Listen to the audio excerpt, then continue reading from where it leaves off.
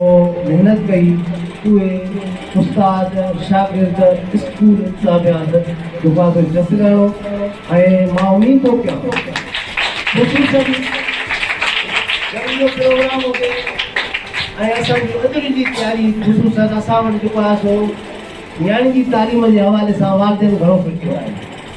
साईं जी जॾहिं तव्हां तस्वीर ॿुधंदव त तव्हांखे तमामु घणो मज़ो ईंदो। साईं विनोद गवर्नमेंट डिग्री कॉलेज शहर शहदादकोट जो सीनियर जनाब सदर, आज से 1400 साल पहले की बात है कि इंसानियत मुकम्मल तौर पर गुमराही के रास्ते पर चल रही थी। हर तरफ जुल्म और सितम के पहाड़ खड़े हुए थे।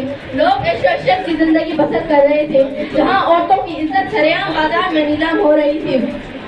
बेटियों को खुदा की तरफ से अजाब समझते हुए उन्हें जिंदा दफन किया जाता था। ऐसे आलम में एक ऐसी हस्ती का होना जरूरी था जो इंसान को अपने आले मकाम तक पहुंचाए। अरबाब नजर को कोई ऐसा न मिलेगा, अरबाब नजर को कोई ऐसा न मिलेगा, बंदे तो बहुत हैं आका न मिलेगा। तारीख अगर ढूंढेगी सानी मोहम्मद, तारीख अगर ढूंढेगी सानी मोहम्मद, सानी तो बड़ी चीज है साया न मिलेगा। जनाब सदर, मोहतरम उस्ताद साहिबान एवं मुझे प्यारी बहनियों, अस्सलाम वालेकुम।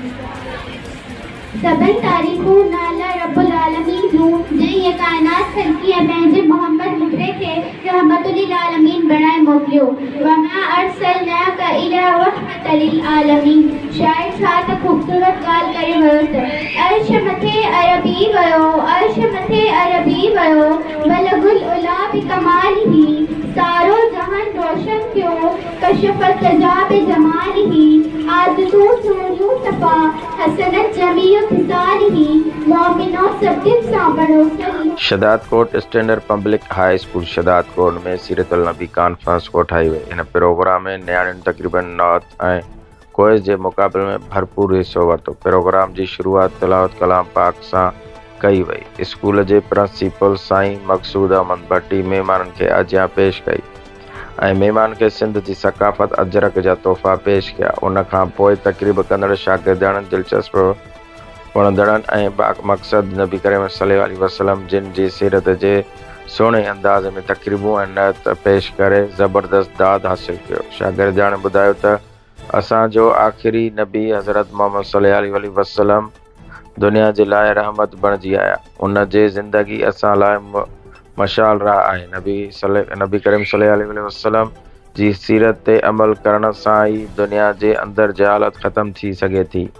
उन खां पोइ महिमान ख़ासि प्रोफेसर फिदा हुसैन जूणे जो चयो त सीरतुल पाक जी फज़ीलत तमामु घणी आहे। स्टैंडर्ड पब्लिक स्कूल हमेशह तालीम जे वाधारे लाइ सफ़े अवल जो कमु कयो आहे। स्टैंडर्ड पब्लिक स्कूल जे चेयरमैन नज़ीर अली भट्टी चयो त मां शागिर्दनि जे लाइ मयारी तालीम लाइ कोशिशूं कंदो रहियो आहियां ऐं प्रिंसिपल साईं मक़सूद अहमद भट्टी प्रोग्राम जे बारे में पंहिंजा वीचार बढिया।